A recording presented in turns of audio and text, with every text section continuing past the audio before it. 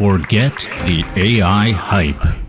This panel brings together builders deploying AI in real operational settings, from pharma supercomputing to autonomous workflows.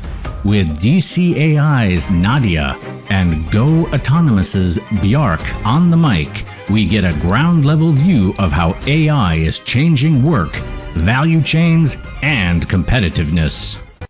Thank you so much. Now I'm also with sound. Wow, a little crowded stage here. Nice and comfy. Thank you for coming. Nadia, let's jump straight into it, right? We don't have that much time, so straight in, right? Why is it so crucial for Denmark and Europe to have access to a supercomputer like Gefion? What strategic advantages does that provide in a global scale? So the main reason is it's basically impossible to do anything without AI these days. You can't innovate without AI. You can't be the best in your industry without learning how to use AI, learning how to innovate on AI, learning how to deploy AI. And it's really difficult to do that if you're dependent on access based on either paying a lot of money to get access because you're a large company and you can afford to throw money at GPUs, or you are dependent on some other mechanism that somebody else controls to get access. So the reason it's important for Gefion to be in Denmark is because it's a boost to the Danish local companies and researchers that need that access in order to innovate. Thank you. So, Bjarke, you have been lucky enough to try to use the Gefion computer. From a business perspective, how has that materialized in your startup Go Autonomous? You can say Gefion for us is not just a bigger and faster computer. It's been a strategic enabler for us. We are a classical, you can say, startup scaler that has been getting far by doing what 99% of other companies are doing, or 99.9%, fine-tuning the models that are openly available. And we could see, we could get even further if we trained a foundational model on all that proprietary data that we have.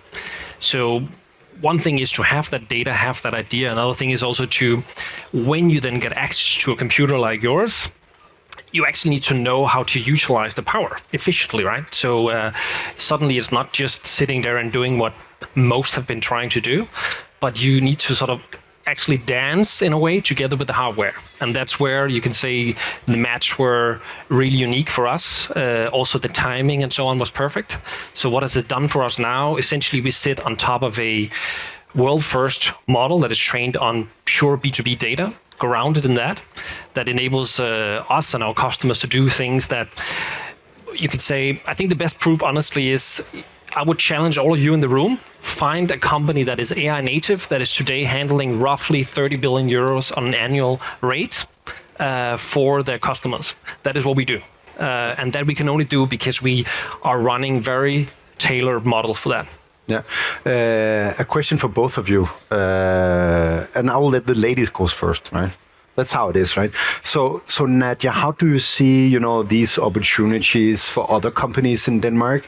How do you leverage such a powerful computer, right? What's your wish for Danish companies and startups out there when they reach out to you?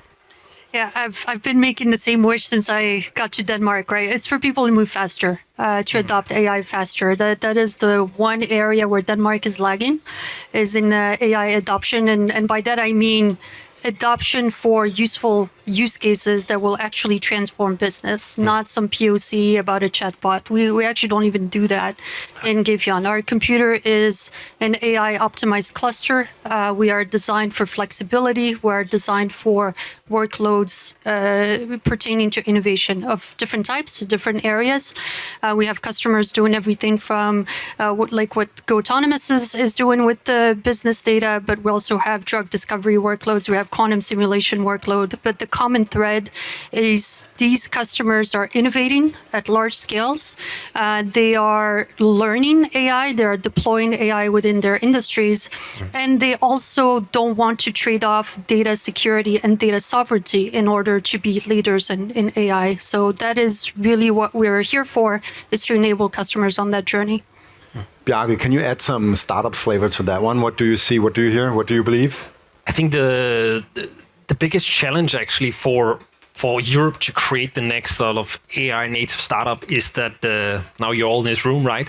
That is actually the capital environment, to be honest, right? If we take ourselves, we got this opportunity, but we are one of the few. And if I'm looking to US, they are much more comfortable in deploying risky capital, essentially. And this sort of training your own models is not just something you do, right? It's not one-time training and then you just run with it. We have so much we can do with it now, but it also demands much more R&D than what you normally would do or see in a startup. So that changes the spreadsheet for the VCs, right? So and we need to see a change in mindset for us to actually create those companies, or else we will see, and that is also great, right? We will see a lot of the corporates taking advantage of these resources that we now have available, but not necessarily the startup scene. Nadia, where do you see this technology take us? I mean, the technology can take us many places, right? But I just want to add to what Bjarke was saying. I think the investors have a key role here. I talk to many investors who have companies in their portfolio that are doing, quote, something with AI. And when I ask them what that something is, they don't know. And there's a big difference between the companies that are leveraging existing model and companies that are training new foundation models, right? And there's pros and cons. But as an investor, you should know who is doing what, because their rate of growth is going to be very, very different. And to get back to your question for where that gets us, what we would love to see is for Denmark to be a leader in AI. So not just a consumer of these models that are made elsewhere, but a leader in development of new models, and also a leader on how the technology is shaped and deployed. For us as an infrastructure provider, that also means not trading things like sustainability, commitment to green energy, just to do AI. And the beauty of being in Denmark, this is one of the few places where I can say large-scale AI infrastructure and say green energy in the same sentence, and the two are not in conflict. I couldn't do this in the US. No, but it's super interesting. And just, holding on to it, I would like to understand, what is your biggest pain point, Nadia? What do you miss from startups and corporates when they reach out, right? Because we need ambition here, right? We need to fight for the European future, right? We need to develop in Europe. Yeah, I would say greater readiness for AI, and that means everything from knowing where your data is, knowing how to actually wrangle your data into something useful, but also enough tangible use cases. So people have usually a vague notion when we talk to them about how they could use AI to improve the business, but they need almost a translation between that and actually being able to do something useful with the computer. So we've been finding that we brought a lot of expertise, of course, at the infrastructure layer, at anything that has to do with actual compute. And now we're having to go up the stack and advise customers on how to actually use these GPUs in a way that's efficient. What can you do with 1,500 GPUs that you couldn't do with 15 or 150? So we would love to partner with more people in the ecosystem to actually think through some of these use cases, because that takes expertise both in the domain knowledge but also in the AI knowledge which we bring. Yeah. Bjarke, last popcorn question for you. Does compute power matter more than talent in the next 5 years? I actually want to answer another question, so another one. So I think a shout out to everybody for to make it happen. What you just said, right? It's I think an obvious opportunity we have here is actually getting the corporate environment and the startups together. Go autonomous, nobody knows, right? But the only reason we are at the level we are at is actually because one of the major, I call it the kings of Denmark, right? Grundfos essentially bootstrapped us. We solved such an immediate pain they had, such a big pain, that they were actually willing to put in quite significant capital. And that was not even to train like foundational models, but like fine-tuned models. So we are actually a result of that, not in a structured setup. It was not intentional, actually, but they just had such a big problem.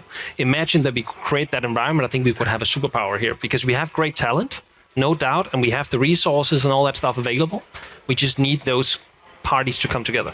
Awesome. That's it for now, but compute power over talent? Yeah. No. Exactly. Thank you, Nadia. Thank you, everybody.